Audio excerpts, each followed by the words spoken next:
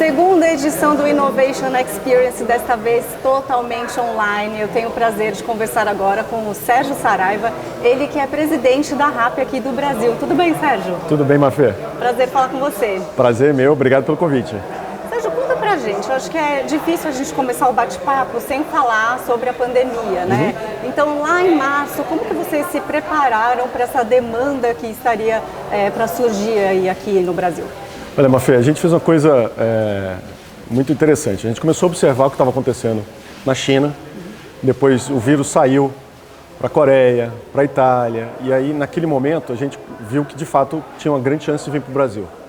Então a gente fez conferências com as empresas que trabalham no nosso setor naqueles países, para entender o que passou, o que eles acertaram, o que eles erraram, e aí começamos a fazer o nosso plano de ação aqui antes do Carnaval, então mais ou menos meio de fevereiro e tal. Quando viu que começou a ir para outros países da Europa, a gente acelerou o plano.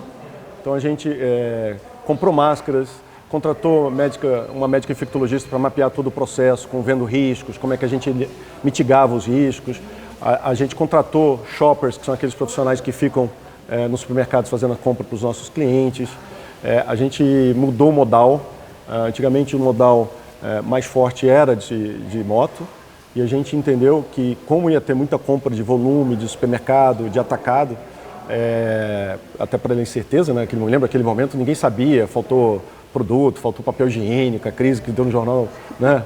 Nos jornais. Saindo de casa para comprar papel higiênico. Então, a gente viu que mudou e a gente fez uma parceria, ou várias parcerias, com muitas empresas que trabalhavam com transporte de passageiros. Então, imagina todos os apps que você conhece. Então, a gente se preparou muito bem. E eu diria que assim, a demanda que veio, a gente conseguiu atender muito bem. 90% do que a gente conseguiu planejar antes deu muito certo. E eu acho que com certeza entraram muitos usuários que entenderam o que é um aplicativo, como é que pode ser a conveniência, facilitar a vida deles, como é que de fato agrega valor para o dia a dia da gente que ou é corrido ou pode ter exposição com o vírus, né? Olha que interessante, né? A importância de você se antecipar. Isso já era previsto e aí você vê até os próprios restaurantes que não pensaram nessa alternativa aí do delivery, muitos acabaram fechando, né, na pandemia. Muitos acabaram fechando, infelizmente, a gente tem que reconhecer isso. Muitos que eram bastante resistentes à entrega, os mais refinados, alguns de bairro, que já tinham sua clientela e tal.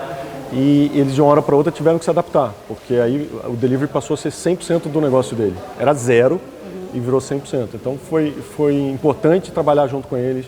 A gente colocou um time, obviamente todo mundo protegido, com protocolo de segurança, mas um time para falar com esses donos de restaurante, treinar mesmo, explicar, mostrar casos, porque mudou. Então, assim, era uma coisa que em questão de 1 ou 2 semanas mudou completamente o comportamento da sociedade, né? A gente sabe disso.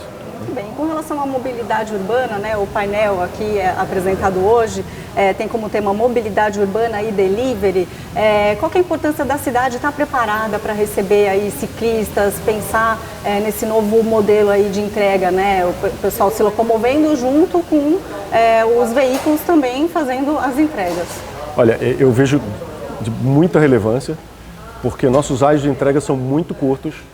E em algumas cidades, por exemplo, como o Rio de Janeiro, onde você tem dificuldade de mobilidade mesmo, você tem limitação, você tem montanha, você tem mar, né, lagoa e tal, bicicleta é o grande salva-vidas de todo mundo. E você vê que o quanto as cidades ainda não estão preparadas. Você está falando do Rio, mas você pode falar de qualquer outra cidade brasileira. São Paulo é um pouquinho mais estruturada, mas as outras estão bastante aquém. São Paulo também ainda está longe, deveria estar. Então, o que a gente acha é que, de fato, é algo que tem que ser bastante pensado e não dá para esperar, porque já mudou o comportamento, as pessoas têm, não só para entrega, mas para transporte de passageiros, transporte coletivo, não só individual, mas coletivo também, porque quanto mais você estiver sozinho, menos exposto você está e isso acelerou essa crise de mobilidade, né? A gente está em momentos de eleição, né? Essa parte aí de mobilidade urbana tem que estar em mente aí, tem que procurar nas propostas dos candidatos. Bom, Sérgio, eu gostaria de saber também, RAP, como empresa, como que vocês se sentiram sabendo que vocês, no meio de uma pandemia, conseguiram trazer uma oportunidade de renda aí para tanta gente?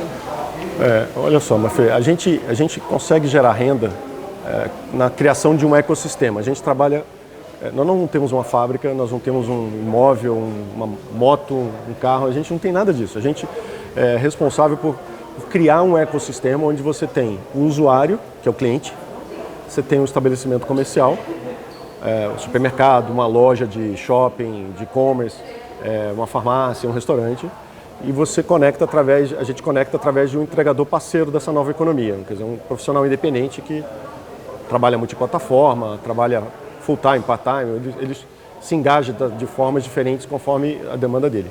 Então, o que a gente entende? Esse contexto é muito importante para a gente garantir que gera renda para todo mundo. Esse ecossistema tem que ser um ganha-ganha.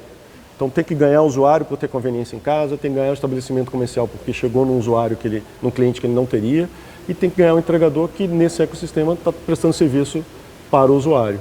Então, o que a gente entende a gente gerou muita oportunidade de renda. Infelizmente, muitos lados boa parte da economia sofreu, né? Mas a gente entende que não só esse ecossistema cresceu, mas a economia como um todo, ela foi impactada. Então, para a gente, o importante é esse ecossistema estar sólido, saudável e uma economia saudável. Então, a gente tem feito bastante coisa para garantir que a economia também não seja tão impactada, né? Bom, para a gente finalizar, então, o bate-papo, qual que é a sua visão de futuro? Você acha que as pessoas vão continuar pedindo delivery aí, mesmo num pós-pandemia, ou não? A gente acha que... nós temos, na realidade, uma aposta de longo prazo, que o mundo vai virar cada vez mais de celular, ou seja, ninguém vai ter tempo de levar um laptop, um computador para um lado para o outro, mesmo um tablet. Então vai ser muito mais de celular, mobilidade do que você tem. Isso é uma aposta de 5 anos atrás, né? Então não é de agora. A gente aposta, já é uma tendência, né? Já era uma tendência, mas há 5 anos atrás não era tão forte, mas já é uma visão nossa.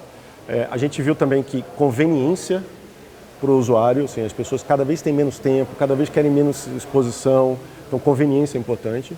Oferta, então, ou seja, tem bastante oferta para que essa conveniência seja atendida na sua plenitude. E muitos usuários desses experimentaram na pandemia, muitos usuários novos entraram na plataforma, muitos que usavam restaurante começaram a usar supermercados, farmácias, e-commerce, e a gente entendeu que esse hábito mudou. Depois de 7, 8, 9 meses de pandemia, o que acontece é que você se acostuma com aquilo. Então, pós-pandemia, o que a gente entende muitos usuários vão continuar, a maioria expressiva vai continuar. Pode reduzir a frequência, o valor a quantidade, o valor da compra e tal, mas esse hábito chegou para ficar. Então ele tem uma tendência de continuar em termos de conveniência, em termos de expansão, de oportunidades futuras. Então toda hora a gente está lançando um novo produto, procurando sempre inovação para agregar valor a esse usuário, para que ele continue cada vez mais engajado em ter essa conveniência à sua mão a hora que ele quiser. Conveniência para receber em casa e aí quando sai é para ter uma experiência, né? É isso. Muito obrigada, viu, Sérgio, pelo bate-papo. Obrigado a você. E você, agradeço também a companhia. Continue conectado aqui com a gente nesta segunda edição do Innovation Experience.